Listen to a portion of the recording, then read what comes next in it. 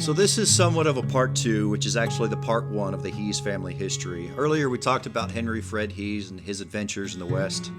This is going to be about his father, John Hees, and his father, Johannes, who was born in 1814. There's not a lot of history that we still have from Johannes, but I was able to find some shipping manifests and some documents using Ancestry.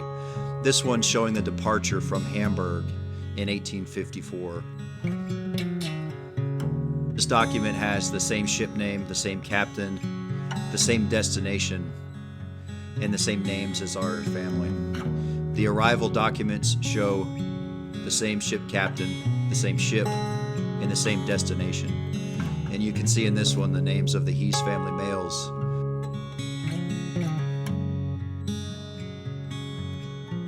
A few months later, the ladies would arrive, coming through a port in Baltimore. This document also had their names and their birthdays that matched up with the family history information that I have. So 1854 was a year before Castle Garden officially opened in 1855, and from my understanding, when immigrants came to New York, they were free to roam about the cabin. And about this time, the rail from New York to Detroit was completed, so it's very likely that the Hees family came to New York with the destination of Detroit, seeing as how at the time it was still a farming community, and Johannes is a farmer.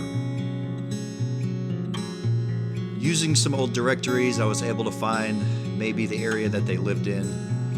For the most part, Johannes was a farmer or a laborer.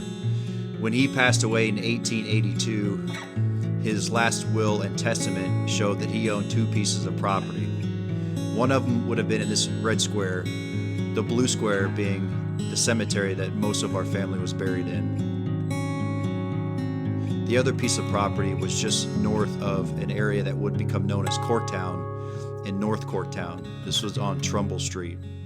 I was able to find an old rendering of the development for this property, and in the will it shows that Johannes owned lot 85, which would be the red square, where a house no longer exists, but some of them in the area do.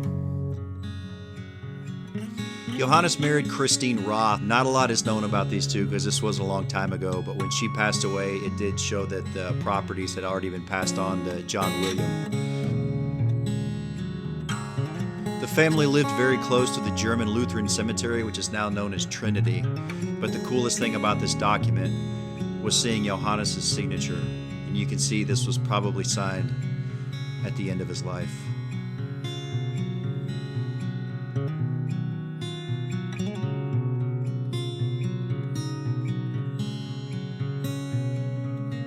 At 4 years old, with his father and brothers, John Henrik Hees comes to America. He'll meet Eliza Vaught, that's Eliza's family, and they'll get married in 1874. In 1895, John pledges his allegiance to America and becomes a citizen. And again, we don't know a lot about John and his family, but they seem to have been doing pretty well. They have suits, they have dresses. John was a jeweler, and for some of his time in Detroit, he worked for M.S. Smith Company. We still have one of his old jeweler hammers, which is probably the oldest item that we have in the Hees family.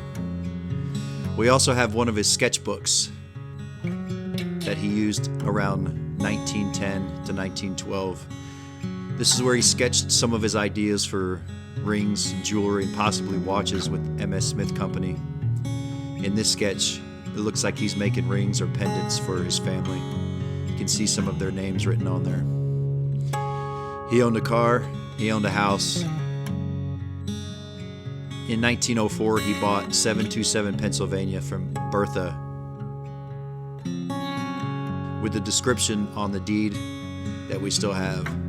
I was able to find the location of the house.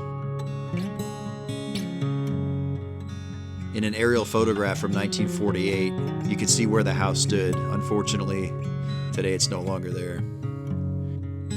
This is John and family, his wife Eliza,